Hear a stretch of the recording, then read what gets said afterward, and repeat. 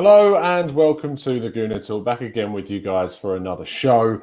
For today's episode, where we look at a player that's been basically on the radar of a lot of clubs this season, a player that plays at centre-back, a position that Arsenal are in desperate need of reinforcements and some top-quality reinforcements of that. We've seen the likes of Laporte change fortunes of Man City. We've seen the likes of Virgil van Dijk change the fortunes of Liverpool and propel them to greater success. And Arsenal have been crying out for a player in that position manner. And the player that we're looking at today could be that man.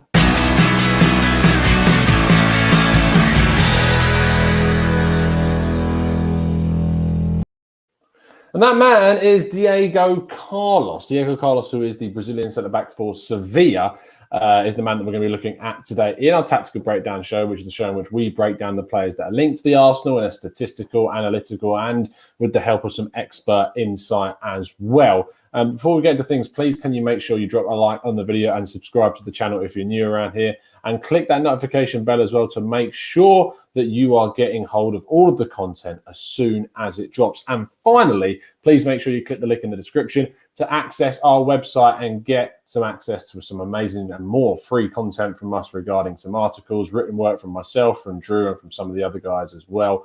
Really amazing stuff going on over there. Can't wait to get more articles up for you, but please be going and check those out. Share them, spread them around as much as feasibly possible. But let's jump into Diego Carlos. And the best way to start off these videos is always to do it with the help of some expert insight. And so I'm very, very happy to be joined today by Kieran Quaile, who is the editor-in-chief of Get Spanish Football News, which is part of the conglomerate of Get French, Italian, German Football News, which I know that you follow intently on your social medias. If you're not, you definitely should be. I'll be leaving a link to that in the description as well, so make sure you go check them out. But Kieran is going to give us some expert insight regarding Diego Carlos.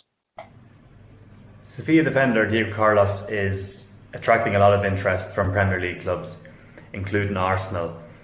Manchester City, Chelsea, Liverpool have also been linked with the player as well. But the club have said that they've received two offers, one in the last couple of days and one last month from two Premier League clubs. Apart from that, they've been pretty quiet on his future. They're focusing on the Europa League match with Roma on Thursday, so they have a lot to look forward to before the season finishes. They have a pretty good record in the Europa League, and they'll be hoping that they can go as far as possible this year. Carlos has been an integral part of their successful season. They finished fourth in La Liga, conceding third fewest goals, and he's been rock solid in there alongside Koundé at centre-back. He can play left centre-back or right centre-back. He's really comfortable on the ball, never seems to be in a hurry. Very physical as well. He can read the game and also play it out from the back. He's quite composed. So he was bought last year from Nantes in France. Monchi signed him for 15 million. Another one of Monchi's gems brought him in for 15 million last year, and now the club have a release clause of 75 million on the player. I think they'll do well to receive 75 million just with the current transfer market situation owing to coronavirus. A lot of clubs obviously want to come in, but 75 million might be beyond their paying price.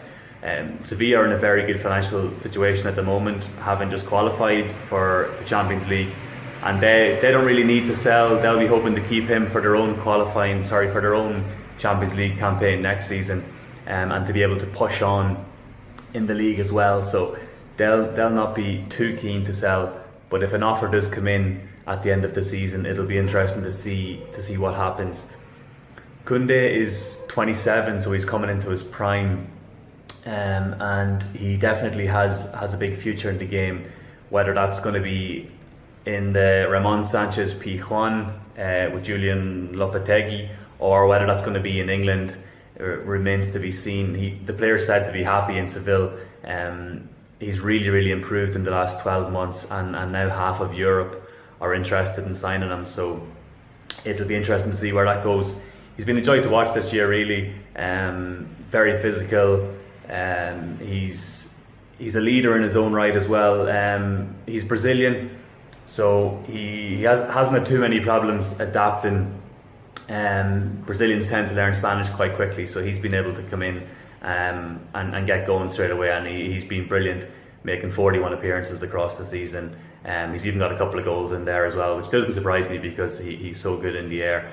So it'll be interesting to see whether Arsenal can make it happen, or which English club may come in and sign the defender, or if he stays on and has a successful campaign in the Champions League and La Liga next season with Sevilla. Thanks very much for listening. Take care. So there you go. Thank you, Kieran, for giving us that information. It was massively appreciated. Of course, talking about Diego Carlos in such high regard makes it no surprise that these massive clubs from across Europe are interested in his signature. And the numbers that are being banded around there by Kieran, upwards of £70 million, of course, we'll start to see a drop in that fee. But the initial reaction from me is that, well, if that's the figures being touted, I'm not sure that Arsenal are in the same sort of league to put in a fee of that figure. It would completely depend on where else our finances are being put in. It would depend on who Arsenal are selling. But it might be that figure is maybe a bit inflated and we could see it, in fact, drop, or the possibility of instalments would be okay for Sevilla in that sense. So it would depend on the situation of that deal, but more so it would depend on how Arsenal are actually capable of getting involved with a transfer of that style. Now, we like to go on the show into the statistics of these players, and today we're going to certainly be doing that too. So if we have a look at Diego Carlos' defensive stats, in terms of defensive duels, he's involved with nearly just over 4 of those per game, 63.8% of those are being won, really strong in that area. Aerial duels as well, winning 60% of those aerial duels, and he's getting involved with just over 4 of those too. He's winning nearly 70% of the loose ball duels that he has to get involved with. He's not a big slider. He gets involved with just over 1 in every 2, or just under 1 in every 2 games rather, but he wins 65% of those. Nearly 5 interceptions is really good, and recoveries being greater than his losses is always a good thing to see. 3.25 clearances will be something that Arteta wants to look out for, and his discipline is very good as well. Now, if we have a take a look at some of those closed examples of this, for instance, against Real Madrid, Eden Hazard, what he does is he uses his physical ability and his strength to win the ball back. His judgment of the game is really good. He knows when to go in to get those players and when the right timing is for those sort of pushes into the closing down of players' space and to limit their options. And he does that really well in this example with Hazard. I know it's quite tricky to see in the far side of the pitch, but he wins the ball and kicks it into the stand to break up the Real Madrid attack in that one. And then a second example I want to show you is one against Celta Vigo with a former player that Arsenal know relatively well in Denis Suarez, who's had a really good season at Celta, it's fair to say, and one of the bigger reasons why they've managed to stay up. Diego Carlos, again, using his strength, winning the ball, sliding the ball in there, and winning it is really key to this guy's game. He reads the ball exceptionally well, and he's not slow. So his ability to close down these players too is also really key. And the fact that he's also playing, if you see from the heat map on your screen now, and sort of that left centre-back role, he's not left-footed, but he's playing on that left-hand side, and he does it quite comfortably. That shows you that his ability on his left foot is also very strong. So whilst Arteta is known for wanting a left-footed centre-back, the fact that Diego Carlos can use both his feet really well shows you that this guy has got quality to play on either side of that centre-back area. And the fact that he's playing as a right-footed player on the left definitely adds to the player's versatility. Let's go into his passing statistics. 88.8% passing accuracy is strong, but it's always the long passes with that Arteta likes to see from his centre-backs. And with a 55% passing accuracy of those long passes and nearly 7 of those being made in each game, this is someone who likes to attempt them. And to back that up even further, I've got a couple of examples to show you. This one against Mallorca, a fantastic wide ball that goes straight out to Jesus Navas on the far side, does that really well, finding his player to set up the play for Campos to run in behind. And the second example I've got to show you is one against Athletic, where another ball out to Jesus Navas, who he loves to find on that right flank, obviously playing as the left centre-back, switching the play, keeping the ball moving, stretching the opposition, does that really, really well. And his long passing is good. He finds space and opens it up for his teammates, and I enjoy that part of his game massively. So if we have a carry on looking through these, I like looking at the right-hand side of the screen, especially passes into the final third. Nearly 70% of these passes are reaching their target. And interestingly, 1 in every 4 games, he's playing a pass into the penalty area as well. There's some really good examples that I've watched that you can still access by looking at some of the compilation clips that you can find on YouTube. And forward to backward pass ratio for a centre-back is always going to be that intensive in terms of positive thinking. Doesn't usually like to pass the ball backwards. I'd imagine actually that statistic to go up, because we know that under Arteta, we like to incorporate our goalkeeper into the build-up play of our attacks, and actually putting ourselves under quite a bit of pressure. But Martinez has dealt with that really, really well. Finally, and rather comedically, we look at his attacking stats for a defender so far, scoring 2 goals, no assists though. But that's not too much to worry about. But actually, it's the dribbles that we kind of look at here.